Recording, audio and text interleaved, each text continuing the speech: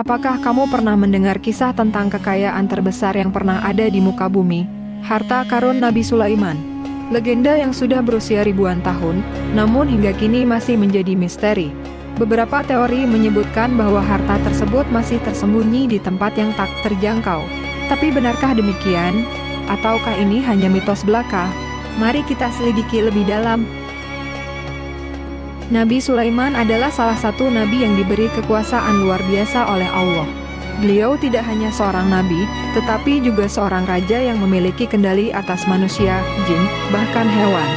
Al-Quran menggambarkan bagaimana Nabi Sulaiman memiliki istana yang megah, singgasana yang dihiasi emas dan perak, serta karpet terbang yang dapat membawa pasukannya ke berbagai tempat.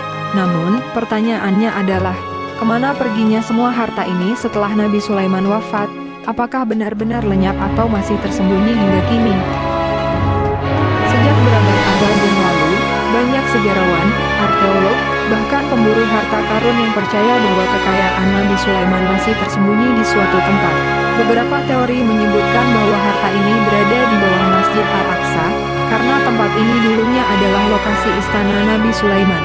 Namun, ada juga teori lain yang mengatakan bahwa harta tersebut diamankan oleh kaum jin dan disembunyikan di tempat yang tak terlihat oleh manusia. Bahkan, beberapa teks kuno dari peradaban lain, seperti Babilonia dan Mesir, menyebutkan keberadaan sebuah kekayaan besar yang tidak pernah ditemukan. Bisa jadi, petunjuk tentang lokasi harta karun ini masih tersimpan dalam manuskrip-manuskrip kuno yang belum diteliti sepenuhnya. Beberapa temuan arkeologi menunjukkan adanya terowongan bawah tanah di sekitar Yerusalem yang diduga berkaitan dengan istana Nabi Sulaiman.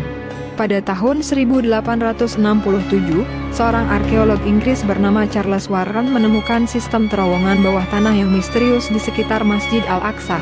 Beberapa peneliti percaya bahwa terowongan ini adalah bagian dari jalur menuju harta karun Nabi Sulaiman yang hingga kini belum ditemukan. Selain itu, dalam penelitian terbaru, ditemukan adanya reruntuhan bangunan kuno di sekitar Laut Mati yang dipercaya memiliki hubungan dengan masa pemerintahan Nabi Sulaiman. Struktur bangunan ini memiliki tanda-tanda peradaban yang sangat maju untuk zamannya. Jika memang harta karun Nabi Sulaiman masih ada, mengapa belum ditemukan hingga sekarang? Ada beberapa kemungkinan disembunyikan oleh jin, seperti yang disebutkan dalam beberapa riwayat. Ditemukan oleh kelompok rahasia dan disimpan, mungkin oleh organisasi tertentu. Hanya mitos belaka, dan sebenarnya sudah hilang atau digunakan sejak zaman dahulu. Terkubur dalam bencana alam, seperti gempa bumi atau pergeseran tanah yang membuat harta tersebut tidak dapat diakses lagi.